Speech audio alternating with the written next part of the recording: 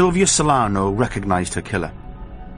The sensual tumble of black shoulder-length curls, the ripe, full lips, the faint scar bisecting an eyebrow, pale against sunbed copper skin. It was the face she saw in the mirror every day. Sylvia's mind churned in confusion. Her thoughts were torpid and sluggish as she struggled to make sense of the impossibility before her. She reached up to touch the face, no, her face, and recoiled in revulsion. Her hands were shrunken, wizened sticks wrapped in ancient grey skin. The joints and knuckles were swollen into knotted, arthritic whorls. She squirmed, but the numbing cold in the back of her head intensified. The cuckoo smiled at her. Ah, no fidgeting. There's a good girl. Almost done.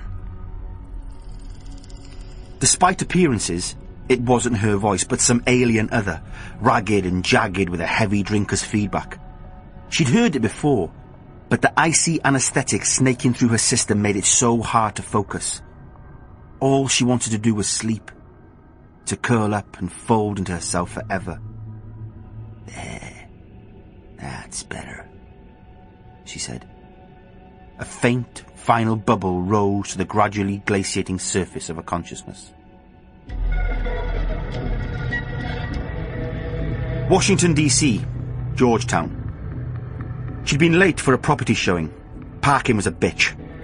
She'd had to walk a block and a half to reach the Olive Street house when the old man approached her.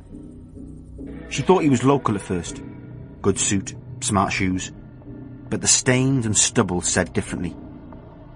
Street sonar pinging, eyeline averted, she was plotting an alternative course when his fingers brushed the back of her hand, and she heard his rasping, rattling chuckle. You'll do. Follow me. She automatically turned on the balls of her feet and did as he said, her brain stamping furiously on the brake with no effect. She followed him into an anonymous serviceway between two houses, vertiginous walls of shadow bookended by tall, thin rectangles of sunlight. He held her in a lover's embrace, his dry hands caressing her face and hair, coarse fingers rasping against her skin. A prelude to a kiss. He didn't smell of drink as she'd expected, but of a sickly, sweet, cloying blend of cheap perfume and showy, blousy blossoms.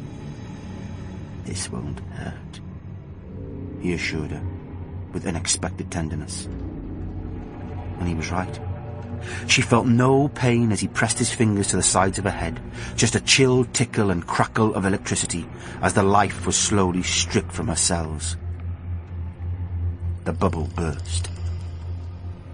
All done, said the cuckoo, now in Sylvia's own voice. She fell to the floor and kept falling, looking up at herself, looking down. She was swallowed by darkness, her life reduced to a diminishing point of coloured light and noise.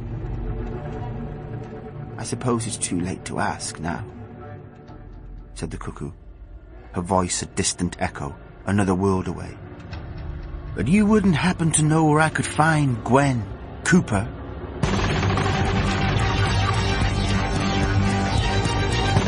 Torchwood, Army of One, by Ian Edginton. Read by Kai Owen. Bin? Snapped Gwen Cooper, eyes flaring. Excuse me? Replied the small American. Bin! Answered Rhys Williams, scooping a metal trash can from under the desk and passing it to his wife, who snatched it with both hands.